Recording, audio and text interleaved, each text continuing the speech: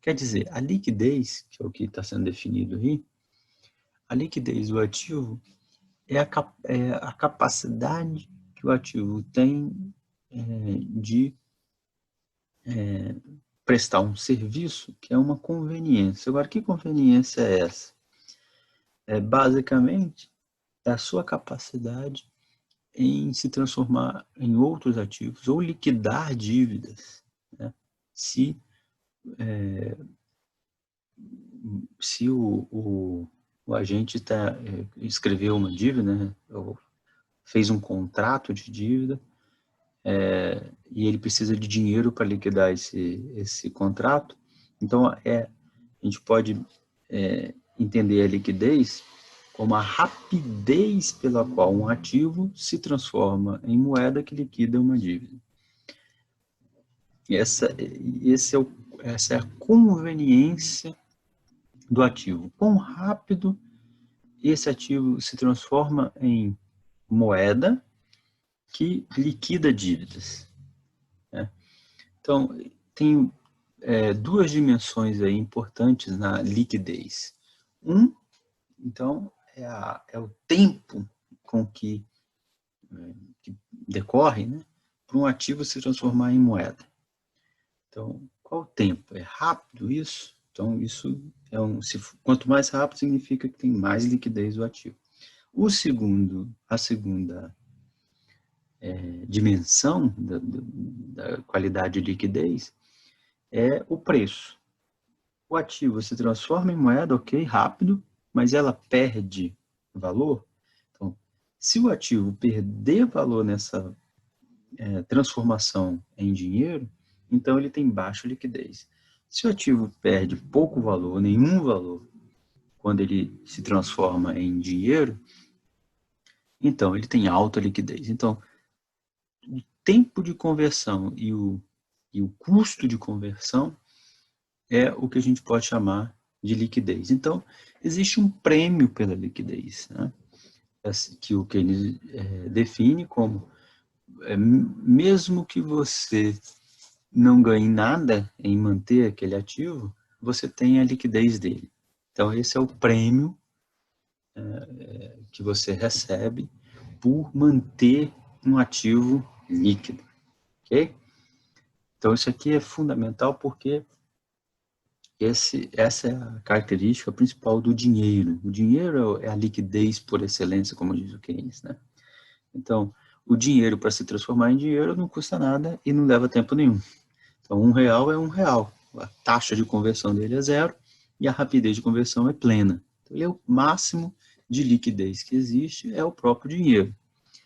Outros ativos sempre vão ter algum custo de se transformar em ativo líquido, certo? Então, essa é uma característica específica do dinheiro, não que os outros não tenham, todos os outros ativos têm, só que eles têm menor liquidez do que o dinheiro. O dinheiro tem liquidez plena, ou máxima, certo? Porque ele não precisa de processo nenhum, né, para se transformar nele mesmo. Os outros ativos precisam, ele precisa encontrar um comprador para isso. Em compensação, o dinheiro em si, né, R$1, nunca vai se transformar em R$2 no seu bolso. Isso quer dizer que o dinheiro não gera quase rendas. O fato de eu ter dinheiro na minha mão não vai gerar mais dinheiro, certo? Em segundo lugar, o custo de carregamento do dinheiro é muito baixo. Talvez seja o custo de manutenção de uma conta bancária, no máximo. Mas o custo de carregamento do dinheiro é baixo. O custo, comparativamente, se você comparar o custo de carregamento de um apartamento, ou o custo de manutenção de um apartamento, ou o custo de manutenção de uma planta produtiva, eles são muito mais caros, digamos assim, do que o dinheiro. O fato de eu ter dinheiro, não tem desgaste no dinheiro, né? Então o custo de carregamento do dinheiro é bem mais baixo. Então, e essa é o que a gente vai chamar a atenção, já vou mostrar ali, uma característica essencial do dinheiro é que o seu prêmio pela liquidez é sempre consideravelmente maior do que o seu custo de carregamento. Mesmo que ele tenha algum custo de carregamento, o serviço que o dinheiro presta, o prêmio, que paga esse prêmio pela liquidez, essa conveniência, é maior do que esse custo de carregamento. E finalmente, os ativos, eles podem se valorizar ou depreciar em termos da moeda, né? Em termos de moeda de conta. Então, ativos como ações na Bolsa de Valores, para dar um exemplo, ela pode estar mais cara ou mais barata, né, em determinado momento, e esse é o que chama de ganhos e perdas de capital, ele não tem nada a ver com aquele que lá, porque aquele que é fruto da utilização do equipamento. Aqui é o simples fato de ter o ativo em mãos e ele se valoriza ou desvaloriza por razões de mercado alheios à utilização do bem de capital. Então, por exemplo, eu posso ter um terreno numa determinada região e aí alguém constrói um shopping center próximo e aquele terreno que valia, sei lá, 100 mil reais passa a valer 200 mil reais sem eu ter arado a terra, sem eu ter produzido nada. Ele simplesmente se valorizou. Ou ele pode se desvalorizar porque eu tenho aquele terreno e no fundo do terreno tem um rio, e aí foi estabelecida uma lei ambiental que eu não posso construir dentro do terreno porque ele está muito próximo do rio, por exemplo. Então o terreno se desvaloriza sem, portanto, não ter feito nenhum uso do terreno, simplesmente pelo ganho ou perda de capital, variações de mercado. Então, vários ativos, isso pode acontecer por razões diversas, né? Apreciação ou depreciação. Então, esses 4 conjuntos, esses 4 atributos dos ativos definem a rentabilidade do ativo segundo Keynes, né? Então, segundo Keynes, o Azinho mais Q menos C mais L vão ser os atributos que vão definir a rentabilidade dos ativos. Alguns ativos vão ser mais rentáveis, né, vão ser avaliados, na verdade, por causa do Q menos C. Por exemplo, como eu falei, a compra de um apartamento, talvez, o investimento em plantas de energia elétrica. Mas alguns ativos vão ser avaliados pelo seu Q-C mais A, por exemplo, ações em bolsas de valores ou outros ativos financeiros, ou mesmo até aluguel, apartamentos, né? A pessoa pode comprar um apartamento, esperar a valorização, ou terrenos. O fato e esse é o elemento fundamental aqui de análise, é que para o Keynes, o dinheiro, especialmente, tem L, né, um prêmio de liquidez mais alto do que qualquer outro ativo e um prêmio de liquidez mais alto do que o custo de carregamento. Todos os demais ativos podem ter até um prêmio de liquidez, mas esse prêmio de liquidez dos outros ativos é menor do que o custo de carregamento. Então, por exemplo, comprar um apartamento achando que ele é líquido, ninguém faz isso, óbvio, né? Porque o apartamento leva tempo para se vender. Então, o prêmio de liquidez associado a um apartamento, embora exista, ele é seguramente menor do que o custo de carregamento. Você vai ter que esperar um bom tempo, né, com aquele ativo para se desfazer dele.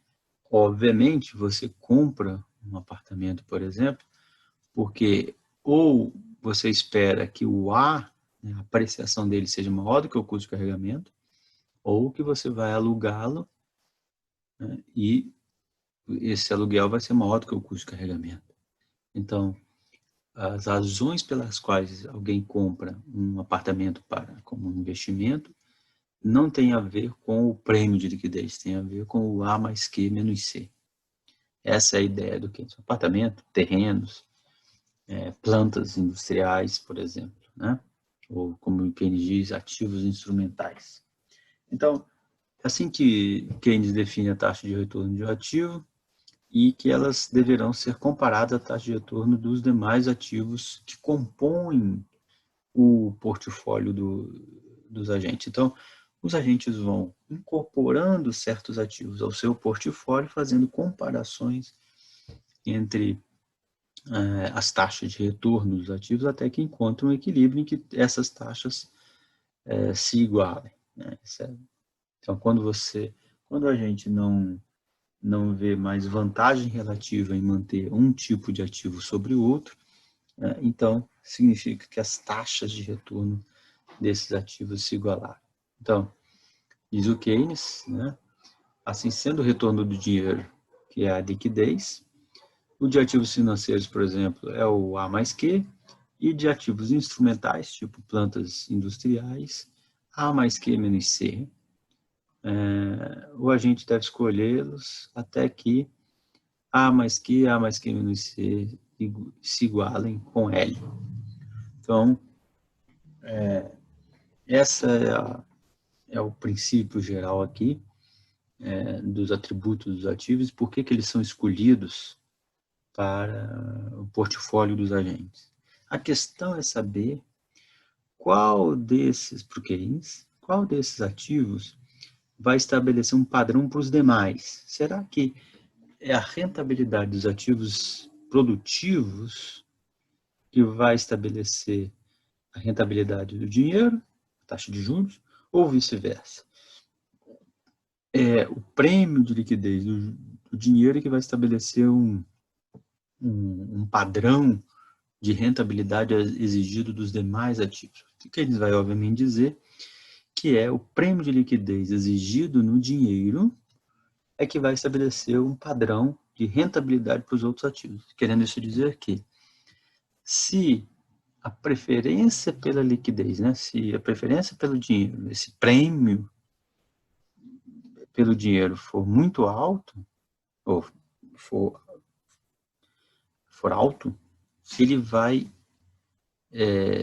eliminar a aquisição dos outros ativos. Então, se o prêmio de liquidez é alto, os outros ativos não vão ser adquiridos. O prêmio de liquidez aqui é alto em relação à rentabilidade dos outros ativos, ok? Se o prêmio de liquidez exigido no dinheiro for igual aos outros ativos, então eles vão ser requeridos. Se o prêmio de liquidez for abaixo da rentabilidade dos outros ativos, então os outros ativos vão ser mais requeridos. Ou seja, vai haver investimento em capital fixo. Então, a questão vai ser por que o Keynes considera que o dinheiro vai estabelecer um parâmetro, né, ou a taxa de retorno do dinheiro, o prêmio pela liquidez do dinheiro, vai estabelecer um parâmetro para a composição da carteira dos agentes com os outros ativos, né? Então, olha só o que ele diz. Os ativos cujo preço normal de oferta é menor que o preço de demanda serão agora objeto de nova produção, de forma que a eficiência marginal do ativo se reduz. Então, o que ele vai dizer? Imagine